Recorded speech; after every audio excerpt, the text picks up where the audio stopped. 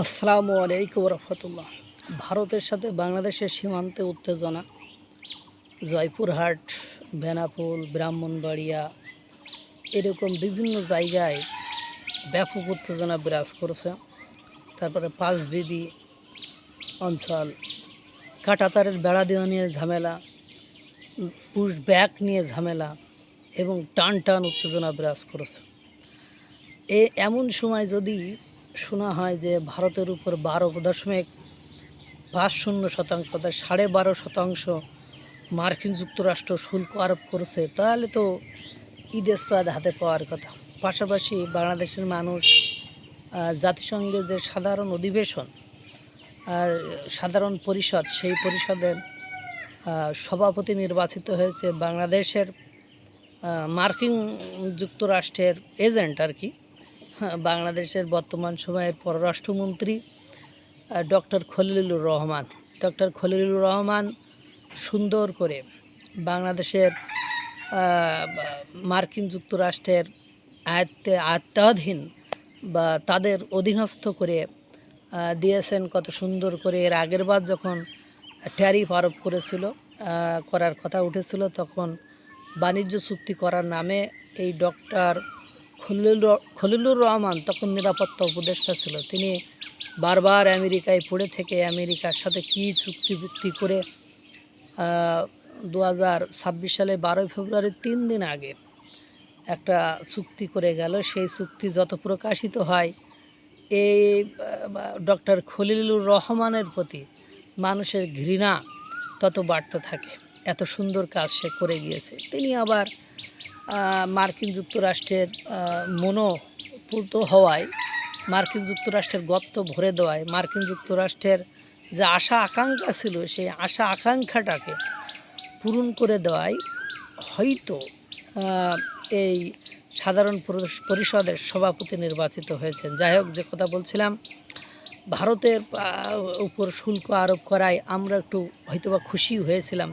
আমি খুশি হইনি, যারা ভারত বিরোধী তারা একটু নাচানাচি করেছিল যে ভারতের উপরে আবার খেপছে ডোনাল্ড ট্রাম্প। মার্কিন যুক্তরাষ্ট্র ভারতের মেরুদণ্ড সোজা করে আর ব্যবসা বাণিজ্য করতে দেবে বলে মনে হয় না মার্কিন যুক্তরাষ্ট্র। পাল্লা পরে দেখি যে Pakistan, Malaysia, Cambodia, Sierra Leone Bangladesh, চীন, তাদের উপরেও শুল্ক আরোপ করেছে। বাংলাদেশের উপর শুল্ক আরোপ করেছে 10%, মানে আরোপ করেছে মানে করবে। যখনই ভারতের 12.12 চালু হবে, তখন ভারতের 12.5 কোনো ব্যাপার না, ওরা 25 হলে তাই তাদের আটকানো যায়নি। আর 12.5 আর 10, বাংলাদেশের উপরে 10% হয়েছে। তো অনেকে এটা বলছে এটা ভূ রাজনৈতিক একটা খেলা। আবার হয়তো বা সাধারণ পরিষদের সভাপতি নির্বাচিত হয়েছে ডক্টর খলিলুর রহমান সাহেব। এই আনন্দে আবার মার্কিন যুক্তরাষ্ট্রের হয়তো সেন্ট মার্টিন আবার দেওয়া লাগে কিনা, বা খুশিতে আরও কী দিতে চাই আল্লাহই ভালো জানে। এখন সেজন্য আবার একটু চাপের মধ্যে ফেলতে হবে। চাপের মধ্যে ফেললে আবার আলোচনা এটা নয় বসে আবার একটা নতুন চুক্তি বার্তা করা যায় কিনা, এই জন্য এটাকে এই ভূ রাজনৈতিক খেলার জন্য এটা করেছে কিনা এরকম। অবশ্য বিকেএমইএর সভাপতি হাতেম সাহেব, তিনি বলেছেন এটা যদি বাস্তবায়ন হয়, বাংলাদেশের পোশাক শিল্পের যে বাণিজ্য, সেটা ধ্বংসের মধ্যে পড়ে যাবে এবং বাণিজ্য মন্ত্রণালয়ের এটা আলোচনা করে কিছু করতে পারবে না। এটা বাইলেটারালি যোগাযোগ করে, মানে দ্বিপাক্ষিক যোগাযোগ করে কিছু করা যাবে না, যেহেতু এর সাথে ইউরোপীয় ইউনিয়ন ইনক্লুড আছে, অন্তর্ভুক্ত আছে। এই জন্য মাল্টিলেটারাল মানে এখানে ডিসকাশন দরকার হবে।